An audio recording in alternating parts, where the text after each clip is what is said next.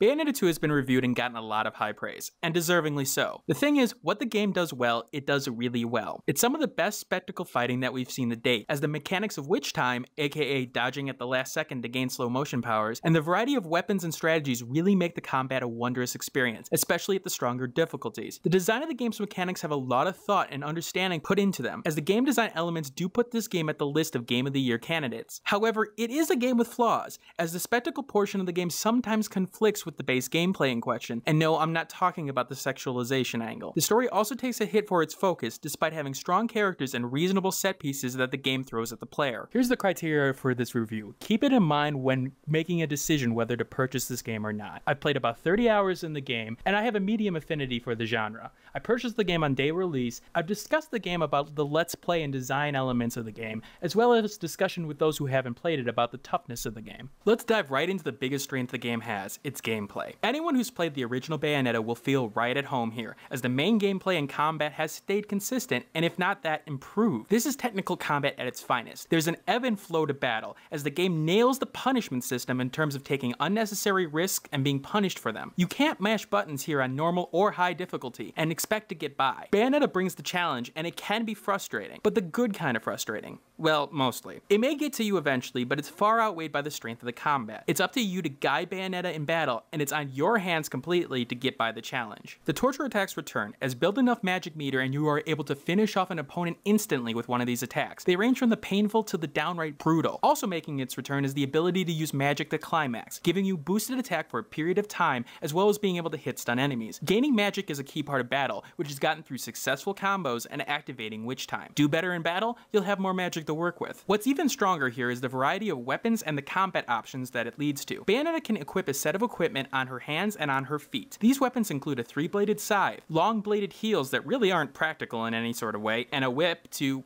punish your opponents. All of them have their strengths and allow for a variety of combat strategies. There aren't duplicates here, and it really shows when you change weapons mid-battle. If you're having trouble with a specific section, changing weapons may just be the thing to get you over the hump. It's also really nice that you have the ability to switch to an A and B set of weapons in combat to keep the options open that much more. Now, some weapons do have restrictions, like the bow and arrow only being able to use on your hands and not on your feet. The enemy variety is quite strong too, as the variety of enemies and tactics will keep the challenge up. Sure, the enemy is still attempting to hurt you, but the variety from short to long range will vary, as well as the variety of their attack animations. It's interesting how two enemies that you faced up to that point separately will completely change your tactics if they are put together. In short, most encounters you face will feel like a challenge, which is absolutely necessary for the game to keep its grasp on the player. Throughout the campaign, the game will throw different challenges at you and does a good job of keeping the variety and does a great job of pacing through the first 3/4 of the game. The optional Muspelheim missions do well in rewarding the player not only with extra magic and heart bars,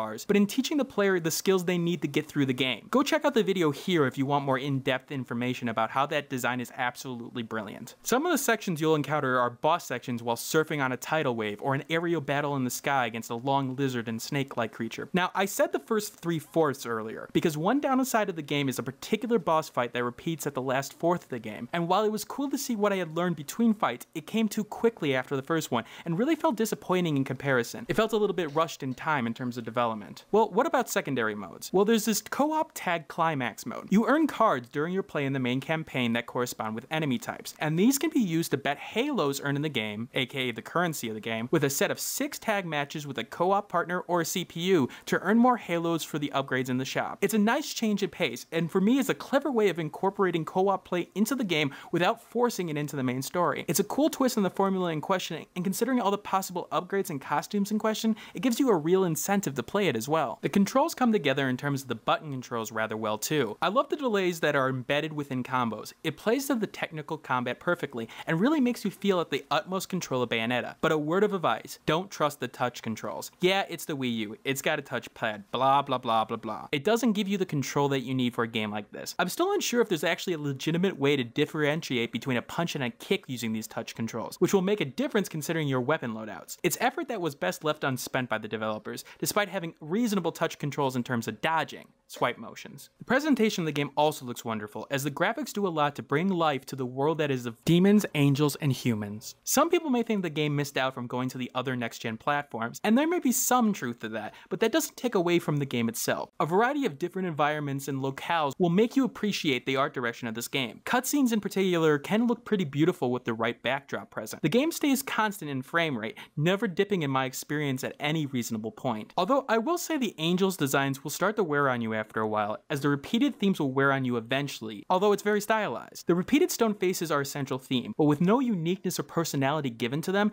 it feels like a missed opportunity in terms of character design. That may have been intentional, however, as the demons are definitely a lot more versatile and are a lot more fun to look at. Some designs will make you go, what the? But usually at wondering what symbolism it means or just how crazy the design is. But there's a slight problem. The presentation is nice and the spectacle fighting works, but sometimes they aren't in sync. Spectacle fighting works when it's clear what you can focus on and that you can see the fight clearly. But there are certain fights that they forget that. In particular, there's one or two boss fights that are truly guilty of this, where the over-top nature of the fight makes it hard to see what's going on. The chaotic nature has too much going on and makes you not able to focus on one element or another, which is really critical in a game that has a flow to battle. It really becomes a struggle when this happens, and did make me walk away once from the game for a bit, as seen in the Let's Play of this game. The story also does have a couple of faults as well. A main story plot point, which I won't spoil, falls to the wayside on several occasions, almost forgetting about the whole point in which Bayonetta is doing what she is doing. That can be a bit of a distraction, although towards the middle third of the game, that element does become more relevant again. There is some elements that the player needs to know from the Bayonetta 1 game to know exactly what's going on, but lucky for the game buyers, you get Bayonetta 1 for free on this purchase. That is nice and something really appreciated, as they could have easily made it its own purchasable asset considering the porting effort that it would have taken.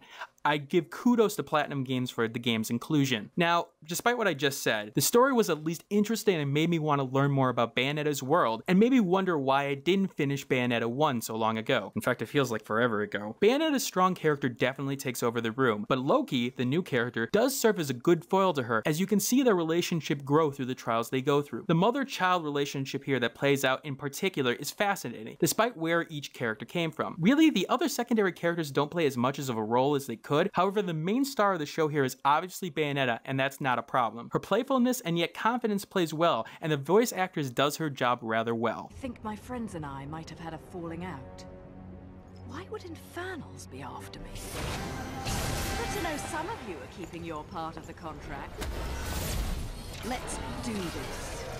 Overall, Bayonetta 2 is probably one of the most complete games I've played this year, and while it has its flaws, it's definitely a Game of the Year contender. The core combat here is fantastic, and it is exactly what you would expect from a sequel to Bayonetta. Some may argue that it's pretty much the same game, that with a few tweaks here and there, but overall, it's the same. While some of that is true, the tweaks they do make are reasonable, and honestly, Bayonetta 1 was a great game too. Is it wrong to get much more of the same, especially being introduced to possibly a whole new audience? I say no myself, it's perfectly fine. And hell, you get the original for buying it. The final score of Bayonetta 2 is 90 out of 100, meaning it's a definite must-buy for owners of the Wii U. However, like always, let's look at the enhancers of the game. -5 for those who are uncomfortable with sexual content. Look, let's get this out of the way. Bayonetta is sexual in nature, but to say it affects the entire game and takes it over is a little ridiculous. I'm looking at you, Polygon. The sexualization in many cases is done rather tastefully. The idea of Bayonetta using sex as a power against her enemies is a theme of the game, and in those cases it works. However, when the sexual portion is solo, like with the pole dancing portions, that's where there is a bigger problem with the theming lies in my opinion, and where the sexualization becomes a little inconsistent. But is it mind-blowing or game-altering in any sort of way? No. Just keep that in mind when purchasing it. A +10 for those who love difficult technical combat, those who are fans of the Ninja Gaiden series or the Devil May Cry series. Like I said earlier, this is one of the best prime examples of sophisticated technical combat that the genre has to offer. If you want a challenge in combat and want to feel that the control is all up to you, this game is perfect for that. It's the game's biggest strength, and those who are looking for the challenging combos, it's here. +5 to collectors. Are you one of those people that gotta collect all the costumes and get all the things? There's a good reason to keep on replaying Bayonetta due to the combat, and even when I was recording my LPs of the game, I was having major fun with 2 to 3 reattempts of mission stories. Combat feels that fresh most of the time that I'm honestly surprised on how well it lasted, and considering that some of the costumes that Bayonetta can be put in are just plain hilarious, you'll find reasons to get more of the in-game currency of Halo. those, through whatever means necessary. +5 for those who love imagery. The enemies in this game and the sins and aspects they represent are really, really interesting. You can spend a lot of time just to try to figure out how the modeler came to bring the element together. I love the take on angels and demons in this game, and anyone who appreciates design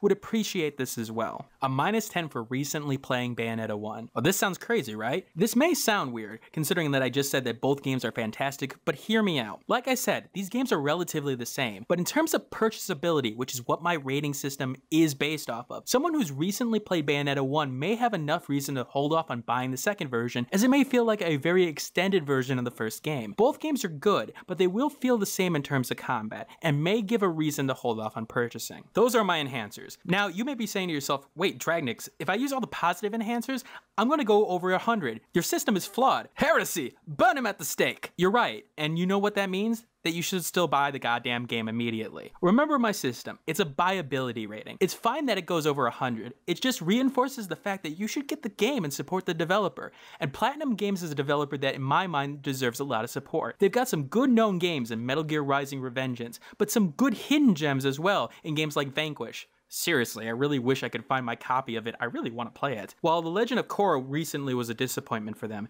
Bayonetta 2 is the best game that Platinum has made to date, and if you own a Wii U, you deserve to get yourself this game.